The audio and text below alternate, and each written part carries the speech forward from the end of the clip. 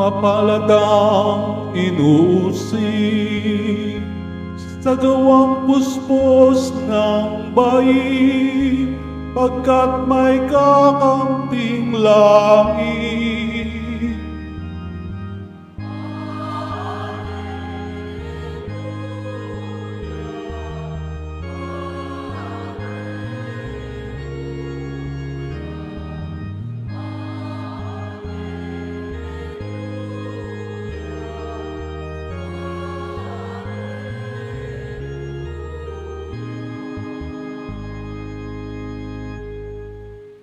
Sumainyo ang Panginoon. At sumayo rin. Ang mabuting balita ng Panginoon ayon kay San Mateo. Papuri sa iyo, Panginoon. Noong panahong iyon, sinabi ni Jesus sa kanyang mga alagad, "Kung ibig ninumang sumunod sa akin, timuti niya ang ukol sa kanyang sarili. Pasanin ang kanyang krus at sumunod sa akin. Ang naghahangad na magligtas ng kanyang buhay ay siyang mawawala nito. Ngunit ang mag-alay ng kanyang buhay alang-alang sa akin ay siyang magkakamit noon. Ano nga ang mapapala ng isang tao? Makamtan man niya ang buong daigdig. Kung ang katumbas naman ito ay ang kaniyang buhay, ano ang may babayad ng tao para mabalik sa kanya ang kaniyang buhay? Sapagkat darating ang anak ng tao na taglay ang dakilang kapangyarihan ng kanyang ama, kasama ang kanyang mga anghel. Sa panahong iyo'y gagantihin niya ang bawat tao ayon sa kanyang ginawa. Sinasabi ko sa inyo, may ilan sa inyo rito na hindi mamamatay hanggat di nila nakikita ang anak ng tao na pumaparito bilang hari." Ang mabuting balita ng Panginoon. Pinupuri ka namin, Panginoong Hesu Kristo. Magsiupo ang lahat.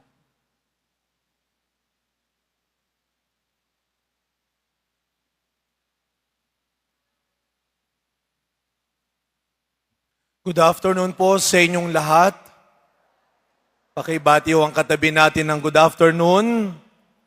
Tayo po ay nasa unang Biyernes sa buwan ng Agosto at kahit maulan, tayo po ay mainit na nagkakatipon-tipon upang tayo ay muling magbigay ng pasasalamat at papuri sa ating Pong Jesus Nazareno. Bigyan natin siya ng palakpak ng papurit, pasasalamat. Mas malakas sa palakpak para sa Kanya ngayong unang Biyernes na ito.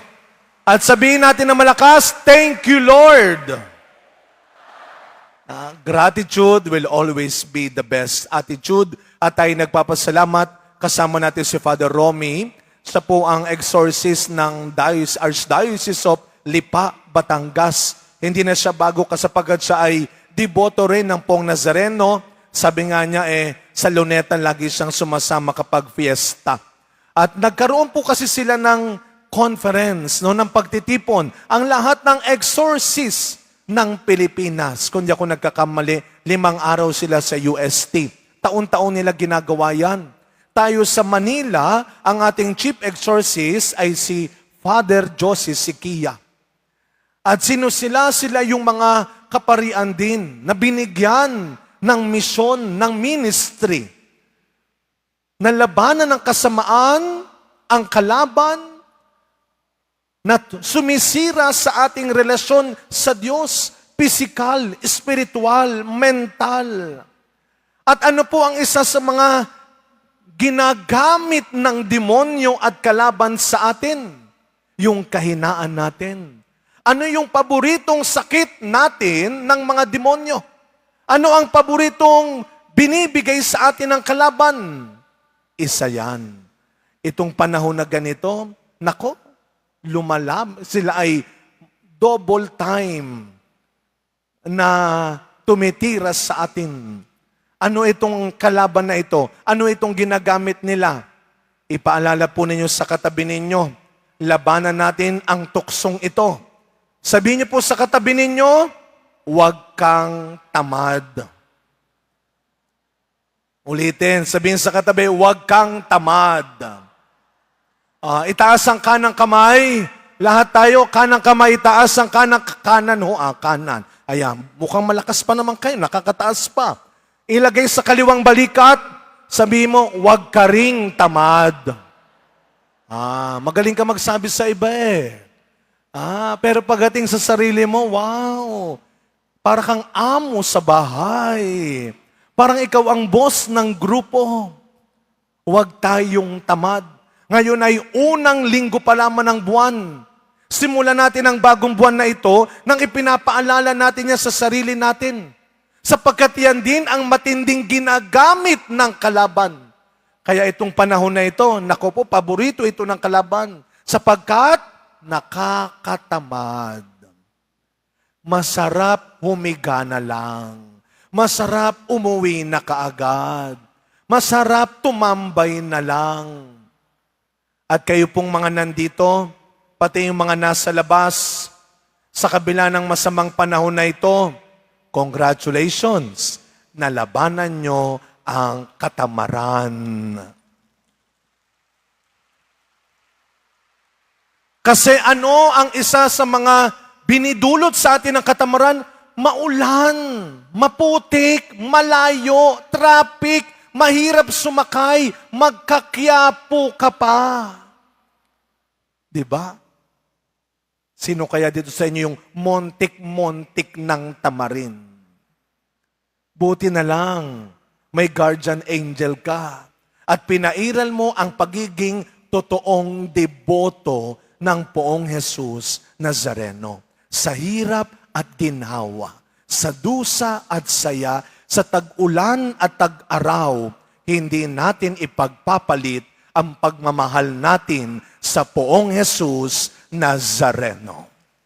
Amen. At mga kapatid, alam mo ninyo, bakit yan ang ating pagninilay? Napakagandang ipaalala sa ating ebanghelyo ngayon. Ano nga ba ang sentro ng pagiging alagad ni Kristo? Ano ang sentro ng pagiging Kristiyano natin? Itong malaking hamon at imbitasyon sa atin ng ebanghelyong binasa ni Father ngayon. Kung ibig nino mang sumunod sa akin, limutin ang ukol sa kanyang sarili. Talikuran mo ang lahat. Iwan mo ang lahat. Lahat. Kaya minsan pa sinabi ni Kristo, sino man ang magmahal ng higit sa akin. Sino man ang hindi tumalikod sa kanyang asawa, sa kanyang anak, sa kanyang pamilya, sa kanyang kayamanan. Sino man ang hindi tumalikod sa kapangyarihan at kayamanan ng mundong ito para sa akin, ay hinding-hindi makakapasok sa kaharian ng langit. At sa araw na ito, mga kapatid, pinapaalala. Ito ang sentro ng ating pagiging alagad. Ang magawa nating talikuran ang lahat tungkol sa atin at para sa atin. At ano yung pinakamahirap? Yung bang itigil ang bisyo? Yung bang itigil ang luho? Ay, minsan madali lang yan eh. Lalo na pag Kwaresma, hindi ka muna magsa-soft drinks, hindi ka muna magsa-shopping, hindi ka muna kakain ng karne. Minsan madaling gawin. Ano yung pinakamahirap? Yung isuko mo ang alam na alam mo. Yan ang paborito ng kalaban. Bakit ka magpapatalo? Bakit ka mag-give in? Bakit ka magpaparaya? Mas matalino ka sa kanya. Tandaan mo. Mas may pera ka sa kanya. Mas mataas ang posisyon mo sa kanya. Mas kilalang tao ka. Di hamak naman na mas maitsura ka. Di hamak naman na mas meron ka kaysa sa kanya. Yan ang paborito. Kaya nga merong isang kanta, paborito natin kinakanta itong mga Pilipino kapag komunyon. Kunin mo, O Diyos, at tanggapin mo ang aking kalayaan, ang aking kakayahan, ang aking alaala. Bago nyo kantahin at dasalin yan, siguraduhin ninyong handa ninyong gawin yan.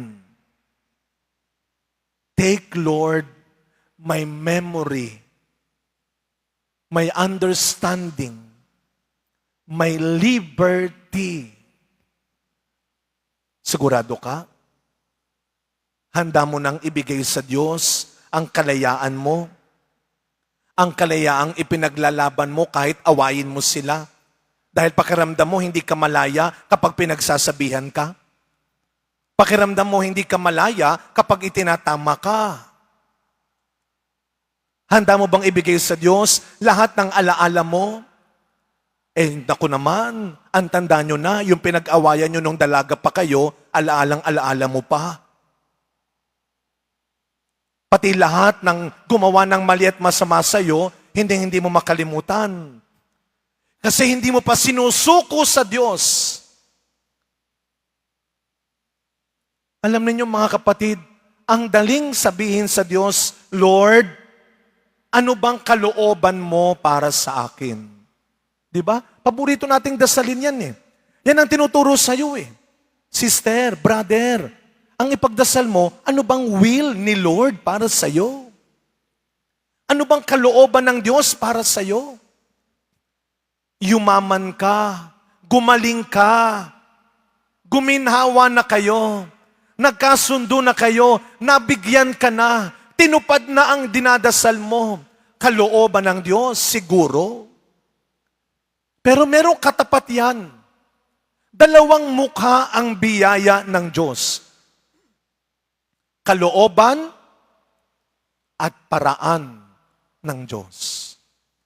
Kapag binigyan ka ng biyaya ng Diyos, hindi mo lang dapat ine-enjoy bilang kalooban ng Diyos. Kapag binigyan ka ng biyaya ng Diyos, ang kasunod niyan, Panginoon, turuan mo akong gamitin ito ayon sa iyong paraan. Uulitin ko. Hindi natatapos ang grasya ng Diyos kapag binigay na sa iyo. Ang kasunod niyan, gamitin mo ayon sa itinuturo niya sa iyo. Lord, not only your will, but teach me your way. Sana, hindi ka babaguhin at gagawing masama ng mga ibinigay na biyaya ng Diyos. Hayaan mong baguhin ka ng Diyos sa ibinigay niyang biyaya sa iyo. Magkaiba yun. Iba yung binago ka ng pera mo, binago ka ng paggaling mo, pangit pakinggan eh.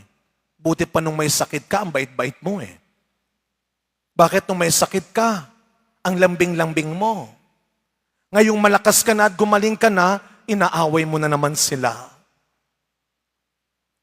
Sana hindi ka sirain, pasamain ng ibinigay sa iyong magandang posisyon, trabaho, negosyo.